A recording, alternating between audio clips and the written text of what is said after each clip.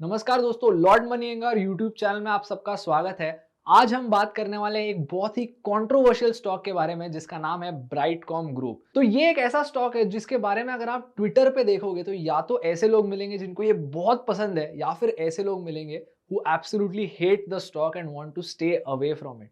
लेकिन चलिए आज बात करते हैं कि स्टॉक के पीछे ऐसी क्या कंट्रोवर्सी है एग्जैक्टली। इमेजिन कीजिए आप एक ऐसा स्टॉक खरीदते हो जिसकी 2021 में वैल्यू इतनी ऊपर गई कि आपके रिटर्न्स 25 टाइम्स थे एंड कॉन्जिक्यूटिवली बेयर मार्केट जैसे ही आया तब उस स्टॉक की वैल्यू 75% से क्रैश कर गई। लेकिन अब इतना बड़ा वाइल्ड मूव, ये सिर्फ मार्केट वॉलेटिलिटी है और is this something that you have to worry about?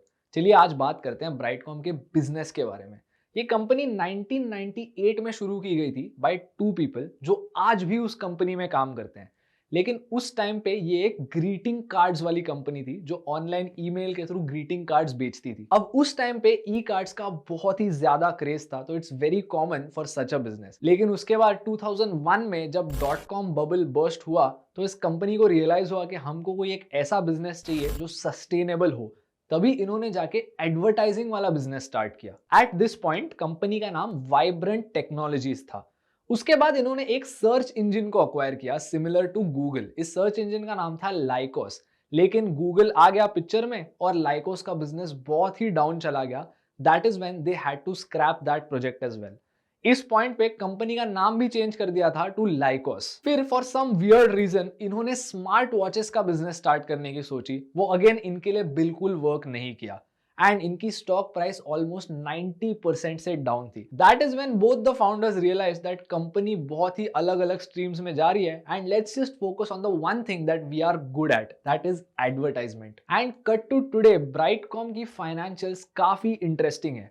पिछले 10 सालों में इन्होंने 17% का एनुअल ग्रोथ रिकॉर्ड किया। लेकिन पिछले 3 सालों में पोस्ट कोविड इनके प्रॉफिट्स हर साल 27% से ग्रो हुए now that everyone was staying at home. Company ने कंसिस्टेंटली 10 ईयर बेसिस पे 15% से अपने सेल्स ग्रो किए और इनका रिटर्न ऑन इक्विटी भी 18% है। तो अगर यहाँ पे इतने सारे अच्छे फैक्टर्स है, what is exactly going wrong? Stock price इतनी वॉलेटाइल क्यों है? देखो, कंपनी इतने अलग अलग मार्केट सेगमेंट्स में चली गई थी और पैसे नहीं कमा रही थी, इसके लिए स्टॉक प्राइस ऑलरेडी डाउन था। उसके बाद जब कोविड हुआ, the stock price was hitting new lows every day. एक ऐसा पॉइंट आ गया जब ब्राइटकॉम ने 400 करोड़ से भी ज्यादा के एनुअल प्रॉफिट्स रिपोर्ट किए और उसकी मार्केट वैल्यू सिर्फ 450 करोड़ की बन रही थी। यहाँ पे बहुत बड़ा वैल्यूएशन गैप था। It was massively undervalued. जब रिटेल इन्वेस्टर्स और कुछ बड़े इन्वेस्टर्स ने स्टॉक को डिस्कवर किया, वो स्टॉक को खरीदने लगे and the price started going up like crazy. लेकिन अब बात करते हैं उस कंट्रोवर्सी के बारे में। इस कंपनी को सेबी ने कुछ महीनों पहले एक नोटिस भेजी थी कि इनके जो 2015 और 2020 के फाइनेंशियल्स है, हमको उन्हें ऑडिट करना है क्योंकि यहाँ पे हमको कोई छोटी मोटी चीजें शेडी लग रही है। अब ब्राइटकॉम ने तो सेबी से कहा कि आपको ऑडिट करने की कोई जरूरत नहीं, क्योंकि जो चीज आपको गलत लग रही है वो सिर्फ हमारे एक यूरोपियन कंपनी के ट्रांजैक्शन में डिस्क्रेपेंसी थी जो हमने रिवर्स कर दी। लेकिन 6 महीने बाद सेबी ने इनसे कहा कि नहीं, हम फिर भी ऑडिट करेंगे। And the interesting part is, ये चीज ब्राइटकॉम ने अपने इन्वेस्टर्स से छुपाई। टिपिकली जब ऐसी नोटिस आती है, you have to tell your investors immediately. तो बहुत लोगों को ऐसा लगता है कि this is a red flag.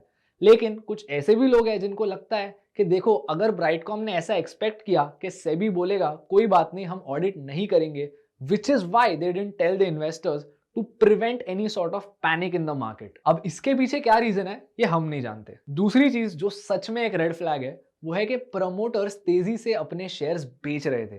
Company के फाउंडर्स की होल्डिंग 19% थी जो उन्होंने 2% पे कर दी। लेकिन ऑन द अदर हैंड उन्होंने 2 से 3 ऐसे कंपनीज में इन्वेस्ट किया जो कंपनीज ब्राइटकॉम में होल्डिंग रखती है, और इन इन्वेस्टमेंट्स के कारण इन फाउंडर्स की शेयर होल्डिंग चेंज नहीं हुई। लेकिन उन्होंने ऐसा क्यों किया? देखो, 2021 में ब्राइटकॉम की स्टॉक प्राइस 2500% से ऊपर गई थी and maybe they tried to book their profits by selling this stock. लेकिन इनको अपनी शेयर होल्डिंग भी सेम रखनी थी और रिटेल इन्वेस्टर्स को भी डराना नहीं था।